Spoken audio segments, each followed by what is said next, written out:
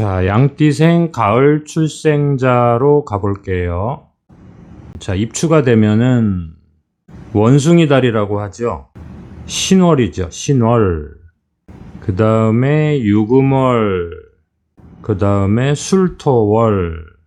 여기가 가을 절기죠.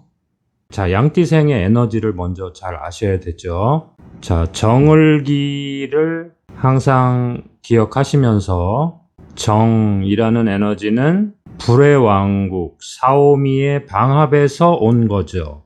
그 불의 방합을 마무리해 줘야 되는 미션을 갖고 태어난 거죠. 그러니까 사람들 사이에서 교류가 있는 공간에서 서로를 연결해 주고 치우치지 않도록 조절해 주는 거죠. 조절해 주는 거죠. 자, 조절자의 미션이라는 것은 타인을 조절해 줘야 되는 거니까 마냥 즐길 수도 없는 거고, 그 다음에 을이라고 하는 에너지는 해묘미 삼합의 마무리죠. 자, 삼합이라는 것은 개인의 그 주특기, 개인 각자마다 가지고 있는 그 능력을 사회 속에서 최대한 펼치려고 하는 그 희망, 욕망, 그러한 각자의 개인 기술을 사회 속에 녹아들도록, 사회 속에서 허용하도록 다듬는 거죠. 자, 그 수준까지 양띠생이 가야 되는 거고, 또 타인들의 각각의 재주들을 또 이렇게 모아서 연결해 줘야 되는 거죠. 자, 어떻게 보면은 그 노련한 위치에 올라가야 되는 건데, 우리 인생을 어린이와 장년층과 노년층으로 본다면 미라고 하는 에너지는 방합에서도 노년층의 역할을 맡아야 되는 거고, 삼합에서도 노년층의 역할을 맡아야 되는 거예요.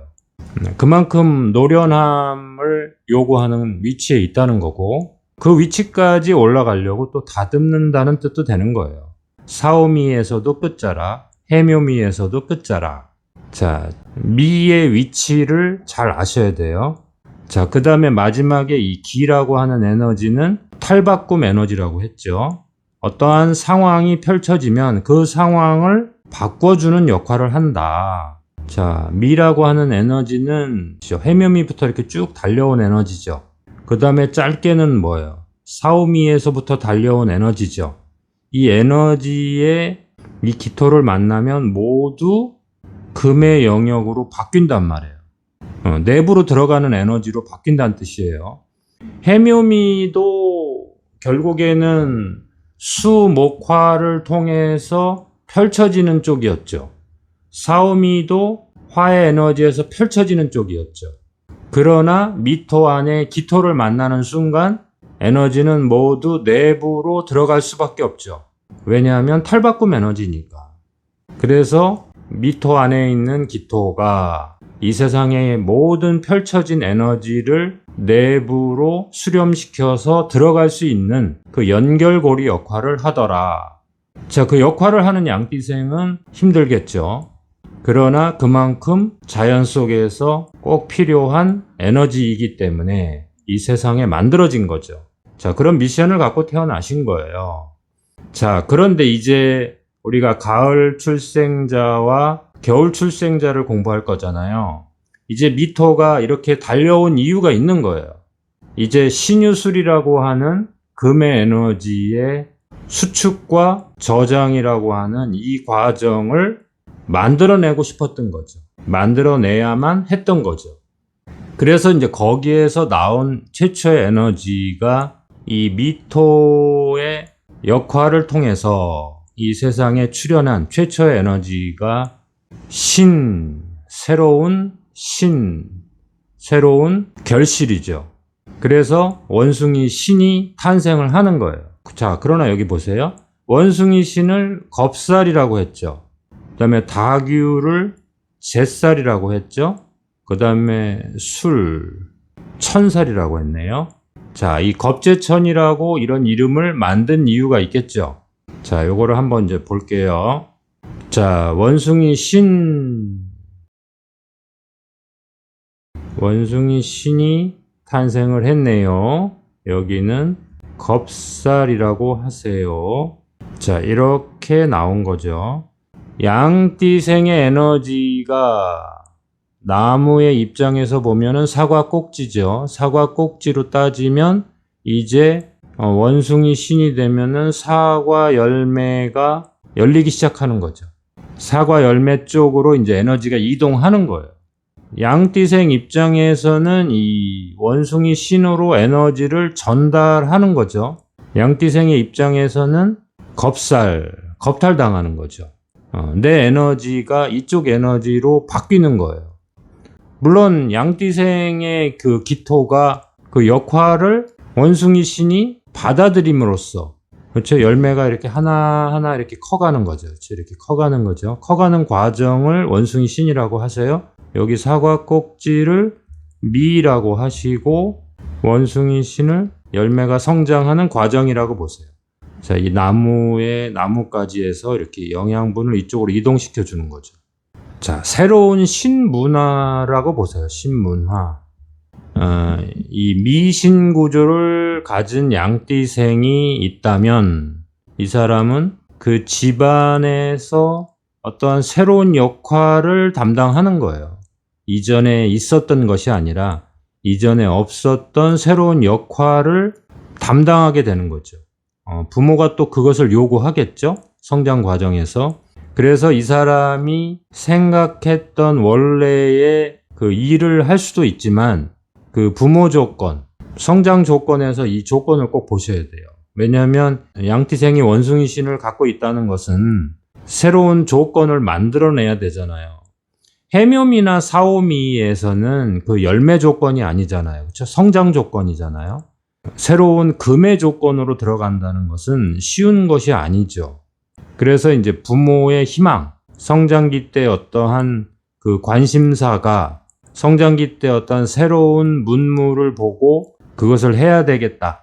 그러한 조건 속에서 자신의 행로가 결정이 되는 거죠. 자, 이 원숭이 신이 양띠생과 만날 경우에 성장기 이후에도 새로운 문화나 새로운 조직, 그 다음에 새로운 경제 시스템, 이런 것을 발견하고 그래서 이제 그것과 연결돼서 이 사람의 운명이 결정이 되더라.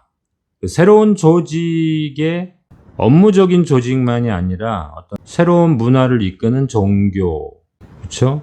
그 다음에 새로운 경영 시스템, 그 다음에 어떤 사람과 만나느냐, 이게 되게 중요하죠. 어떤 조직과 만나느냐. 이 원숭이 신자가 들어가면 항상 누구랑 결합되느냐가 대단히 중요한 거예요.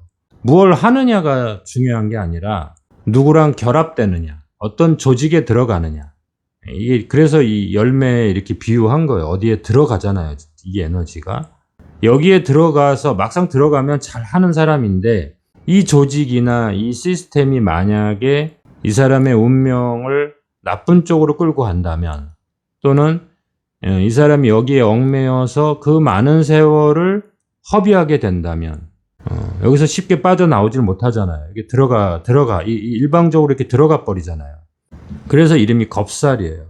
그 경쟁하는 조직 자체가 만약에 불합리한 조직이라면 이 사람이 거기에서 빠져나오질 못한단 말이에요. 그래서 양띠생 미와 원숭이 신이 만났을 때 어떠한 조직에 들어가 있느냐, 그렇죠? 누구랑 만나고 있느냐, 이게 대단히 중요하다.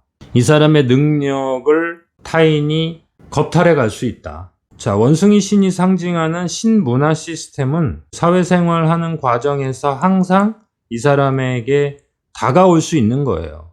그래서 그 선택을 불합리하거나 너무 편협된 조직, 또 편협된 사상을 가진 사람들과의 관계, 이런 것들은 항상 조심하셔야 되죠. 자, 양띠생 유금호를 볼게요. 자, 유금이라고 하는 것은 이제 열매가 완전히 성장을 해서 이 꼭지가 탈락이 된 거죠. 그렇죠? 탈락. 단절이 된 거예요. 단절. 그래서 숙성을 시키는 거죠. 단맛이 아주 완전히 들어간 거죠. 유금은 탈락이 된 거예요. 탈락과 단절. 그렇죠? 그래서 여기를 잿살이라고 해요. 잿살. 이제 재물로서 가치가 있는 거죠. 이제 재물로서 가치. 가격이 이제 결정이 되는 거죠. 가격 결정. 그래서 이 숙성을 부가가치라고 보세요. 부가가치를 자꾸 높이려고 하는 행위가 일어나는 거예요. 부가가치를 높이려고. 다듬기 작전이죠. 다듬기 작전, 또 부가가치를 상승시키기 위한 여러 가지 재능, 잿쌀을 재능이라고 보셔도 돼요. 그러한 재능이 가미가 되는 거예요.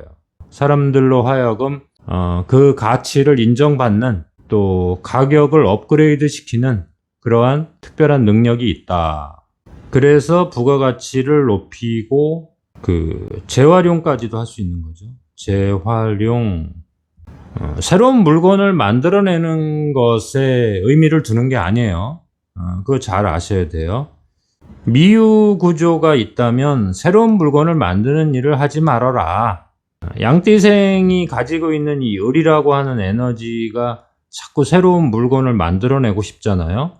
그런데 을이 가운데 이렇게 배치되어 있을 때는 목기를 꼭꼭 숨겨라. 새로운 물건을 다양하게 만들어내지 말고 다듬어야 되는 상황인데, 유금을 만났다는 것은 아주 좋은 거죠. 유금을 만났다는 것은 그런 의미에서 아주 좋은 거죠. 유금은 새로운 물건을 만들어내는 것이 아니라 세상에 문화 조건이 있잖아요. 여러 가지 제품 조건이 있고 문화 조건이 있는데 그 사람들의 인식을 바꿈으로써 이것이 더 좋은 물건이다. 이러한 시스템이 더 좋은 거다. 이게 더 가치가 있는 것이다. 이것을 알려주는 거죠.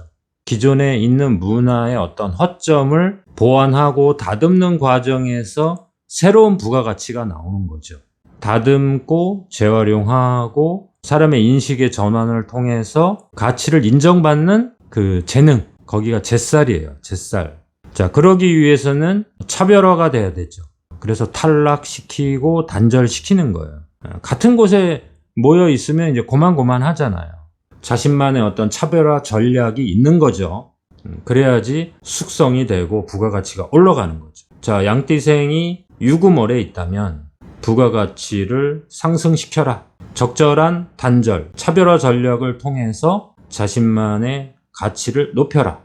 자, 사주 구조의 다른 것도 봐야 되겠지만 일단은 양띠생이 유금월까지만 본다면 섞이지 말고 단절하면서 가치를 높여가는 과정, 그렇게 보셔야 되죠. 자, 술월로 가볼까요? 자, 술월은 미술파, 미술형, 미술, 천살, 여러 가지가 있죠. 자, 토와 토가 만난 거예요. 자, 역할이 많다는 거죠. 다양한 기능을 만들어내죠. 자, 파와 형이 있다는 것은 자신을 갈고 닦아야 되는 상황이 되는 거죠. 육체와 정신을 가만히 놔두질 않는다. 파와 형이라는 것은 계속 자극을 주는 거예요. 그래서 이것을 통해서 운동선수도 있을 수 있고요. 수련과 단련을 통해서 정신적, 육체적 성숙을 도모하는 거죠. 이것이 타인에게 들어가면은 관리, 감독, 교육, 타인과 교류하면서 협상하고 보다 좀 성숙된 문화를 만들어가는 사람들이에요. 술토가 가지고 있는 또 술토만의 그 삼합 마무리, 방합 마무리, 이러한 역할을 해야 되기 때문에 인생을 좀 가볍게 살 수 없는 거죠. 미술이 만나면, 미토와 술토가 만나면 인생이 좀 무거워지는 거죠. 진중해지는 거고 타인들에게 신뢰를 주는 거, 신뢰. 이 사람을 좀 믿게끔 하는 거예요. 자, 그만큼 힘든 거죠. 믿게끔 해야 되는 이 사람의 그 행동과 언어, 관계를 그만큼 만들어 가야 되니까 쉬운 게 아니죠. 자신이 살아가는 모습도 가볍게 살 수가 없는 거죠. 신뢰와 겸손을 바탕으로 사람들에게 믿음을 주고 거기에서 이제 만들어진 인간관계이기 때문에 실패 확률은 별로 없죠. 미토 옆에 술토가 끼거나 축토가 끼면은 그만큼 이제 에너지를 조절해주는 능력이 생기는 거예요.